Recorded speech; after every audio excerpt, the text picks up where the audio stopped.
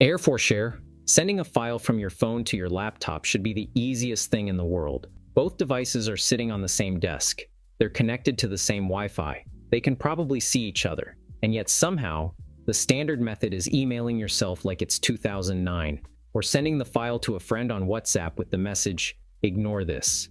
Half of us have a chat with ourselves that's just a graveyard of PDFs, screenshots, and one random photo of a root or serial number from 2 years ago. AirForShare fixes this in the most low-effort way possible. You open AirForShare.com on both devices. That's it. That's the setup. Anything you upload from one device instantly appears on the other, because the site works over your local Wi-Fi network. No account, no app, no pairing codes, no cable you'll never find when you need it.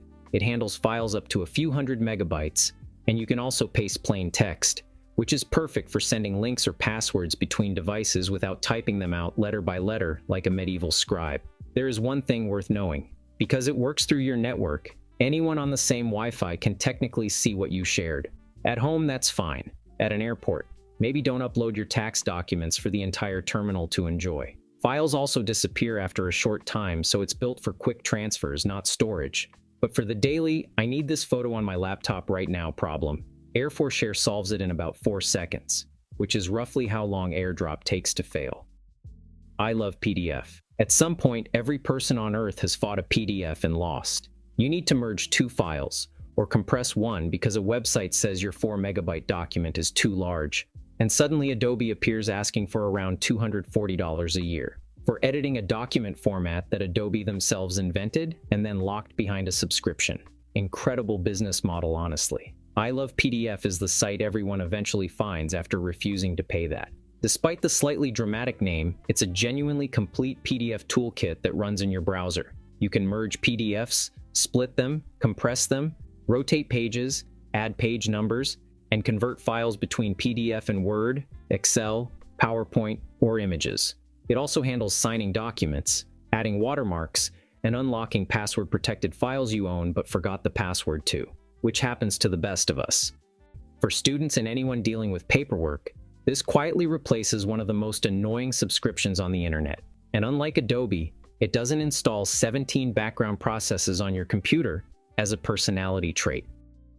Remove.background. Removing a background from a photo used to be a skill. You'd open Photoshop, grab the pen tool, and spend 20 minutes carefully tracing around someone's hair like a surgeon, only to zoom in and discover the edges still looked like the person was cut out with safety scissors.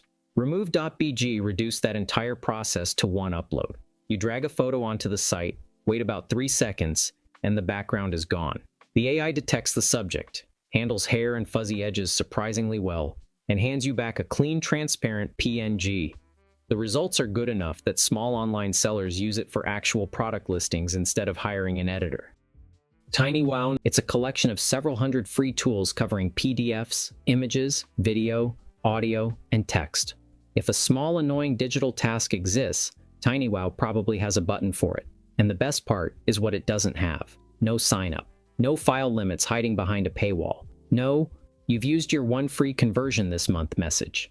You open the site, use the tool, download your file, and leave. Like websites used to work before everything became a funnel. The site runs on ads, and there's an optional paid tier that removes them and speeds things up, but the tools themselves stay free either way. TinyWow is basically the junk drawer of the internet, in the best possible way. You don't think about it daily, but when you need it, it saves your entire afternoon. Photopea. Photoshop costs around $260 a year. Photopea costs nothing, runs in a browser tab, and looks so much like Photoshop that your muscle memory transfers over instantly. Same layout, same panels, most of the same keyboard shortcuts. If someone glanced at your screen, they'd assume you were paying Adobe. And here's the part that breaks people's brains. The entire thing was built by one person. A developer named Ivan Kutsker from the Czech Republic has been building Photopea mostly solo since 2013. One guy, in a browser, recreated the flagship product of a multi-billion-dollar corporation. Adobe has thousands of employees. Ivan has ads on the side of the screen. Functionally, it's a real editor. Layers, masks, smart objects, blend modes, filters, text tools, healing brushes. The actual professional workflow is here, not a watered-down version. Because it runs in the browser, there's nothing to install, and it works on any operating system. including school and office computers where you can't install anything. Your files are processed locally on your machine too, so they're not being uploaded anywhere. The limits are fair to mention. Very heavy files can slow down since it's still a browser tab, and a few advanced Photoshop features are missing. The free version has ads. Paying removes them, but every tool stays unlocked either way, which is more than Adobe can say about anything. Excalidraw. Sometimes you don't need design software. You need a napkin. You're trying to explain an idea, sketch a system, plan a project, or draw 3 boxes with arrows between them, and every proper tool makes it a whole event. Figma wants a workspace. Visio wants money. PowerPoint wants you to fight the alignment system for 20 minutes. Excalidraw is the napkin. You open Excalidraw.com and you're already drawing. No account, no loading screen, no template gallery asking about your team size. That sketchy look is secretly the best feature. When a diagram looks polished, people critique the design. When it looks hand-drawn, people focus on the actual idea. It also does live collaboration. You share a link, and multiple people can draw on the same canvas in real time, which turned it into a remote meeting staple. And since everything runs locally in your browser, with your data staying on your device, even paranoid corporate IT departments tolerate it. Squooshes on the internet are heavier than they need to be. Dramatically heavier. That photo from your phone is probably 5 megabytes. The website you're uploading it to needs maybe 200 kilobytes. And most compression sites either destroy the quality, slap a watermark on it, or upload your image to a server somewhere to do who knows what with it. Squoosh is Google's answer, built by the Chrome team. And it's easily the most satisfying compressor on the internet. You drop an image in and get a split-screen view with a slider down the middle. Original on one side, compressed on the other. You drag the slider back and forth, adjust the quality, and watch the file size counter drop in real time. It turns compression from a gamble into something you can actually see, and the results are genuinely absurd. A 4 megabyte photo routinely shrinks to 150 kilobytes, with no visible difference. It does one thing, does it perfectly, and asks for nothing. More websites should be like this. VirusTotal. You've downloaded a file that feels slightly off. Maybe it came from a forum, or an email attachment, or a website with 17 download buttons, where only one is real and the other 16 are traps.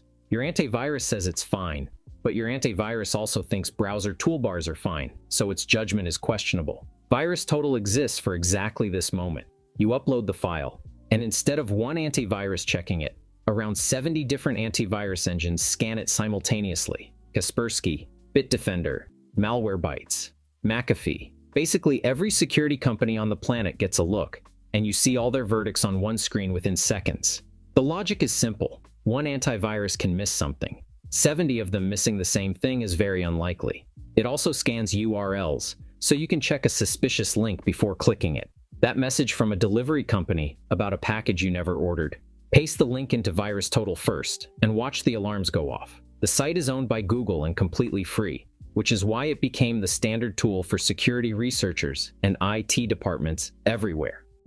Have I been pwned? Your email address and at least one of your passwords are almost certainly sitting in a database somewhere that got stolen. Companies get breached constantly. LinkedIn, Adobe, Dropbox, Canva, and hundreds of others have all leaked user data over the years.